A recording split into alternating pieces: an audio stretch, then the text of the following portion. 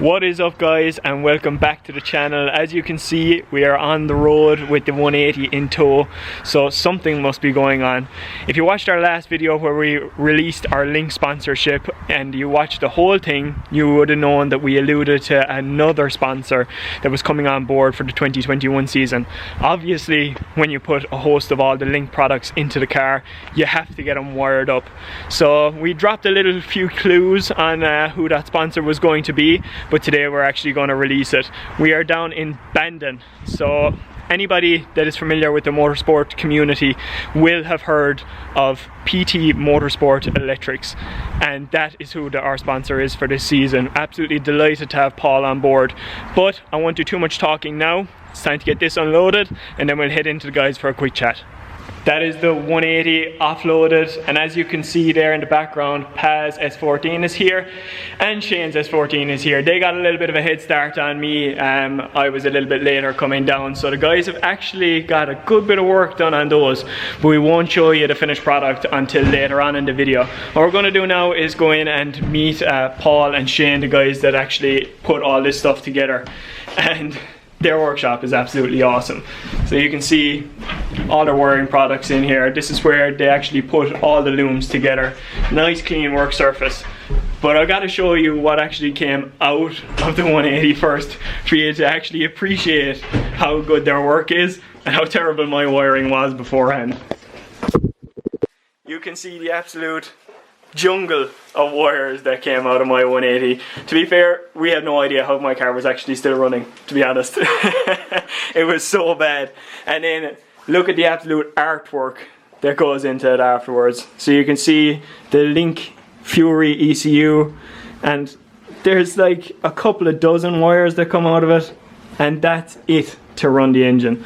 It's absolutely amazing. Shane, could you tell us any few features about this, or Paul, if you want to jump into what kind of wiring is it for one, I guess, because obviously this wiring is not like the typical stuff that you see in your own cars. No, so it's Tefsel would be like an industry name for it, but it's lighter, it's smaller diameter than your normal PVC wiring. Yeah, so you can see just how thin this main harness is. Like, compared to this, like my hand for reference, that was only one of the looms going into my engine bay. We actually took another one out of it as well, the same thickness, and you can see that's barely the width of my thumb, and that's everything that's needed to go in and run the engine. Am I right in saying that, Paul? Yeah, so everything goes into it. We concentrically twist the harnesses, so it makes the bundle size much smaller.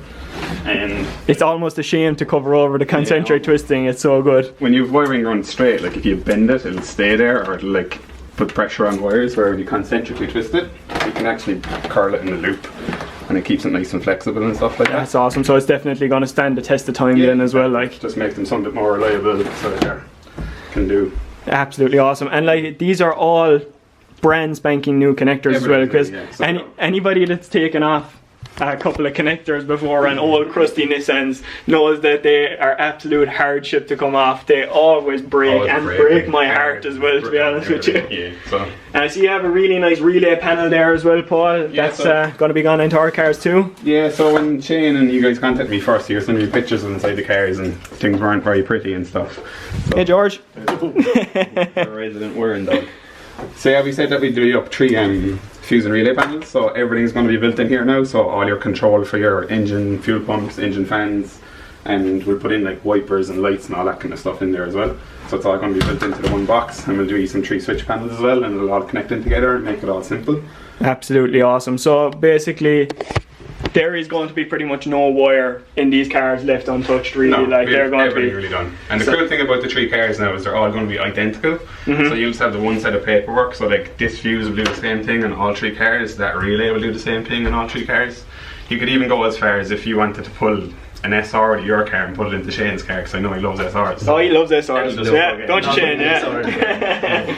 It'll all just plug in. So all the 3 cars are the same. The only difference is that Shane's running an RB and you're running SR. So So when my car breaks down, which it will, Shane will know how to fix it, because I definitely still won't. No matter how much paperwork you give me, I'm definitely not going to be able to fix it anyway.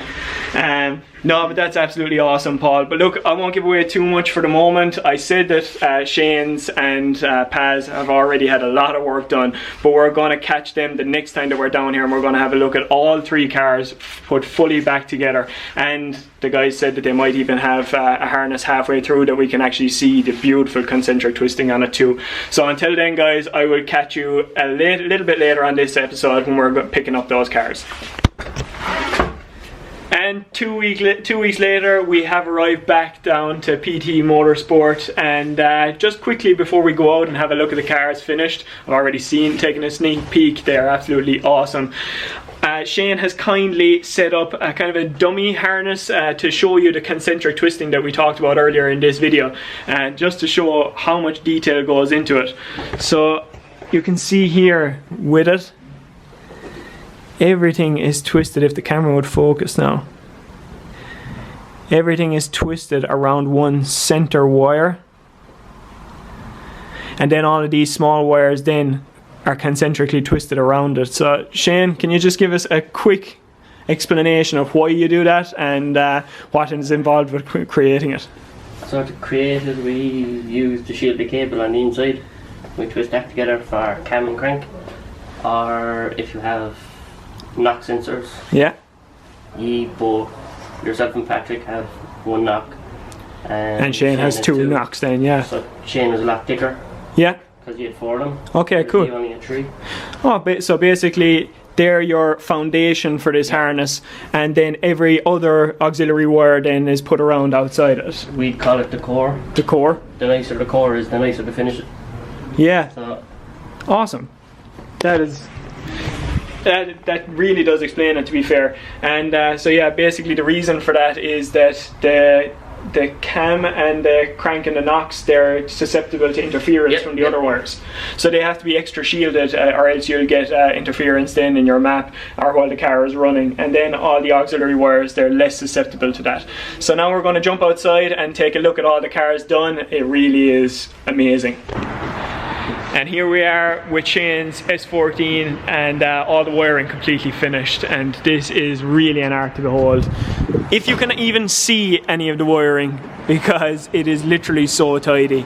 Check out all that injector harness there, all the coil pack harnesses, and these are the short stubby VAG coils. And you can see the harness that I showed you guys the last day. That's all it goes through in the bulkhead. That is literally it. It's absolutely amazing how tidy this is. All the sensors tidied up and everything like that. Paul, anything to say about the cars? What do you think? Did they break your heart? Yeah. No, they all do, unfortunately. But do a little bit to tidy up, but they're ready to go now. A few small bits tweak to do, and you're ready for mapping. Yeah. So. And also want to highlight that when the cars came down here, Paul saw our interior harnesses as well and was absolutely appalled. So he went above and beyond then, and I just want to show you the absolutely gorgeous switch panel that he made for us.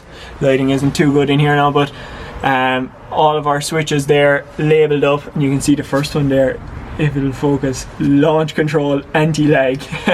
So there are 2 switches that I like, and at the moment the Link ECU dash is it's there, it's working, but it's just not communicating, so we just need a firmware update for that too. But yeah, it worked out really well in the end, Paul, didn't it? Yeah, happy out. So again, like, all your reliability should be sorted now.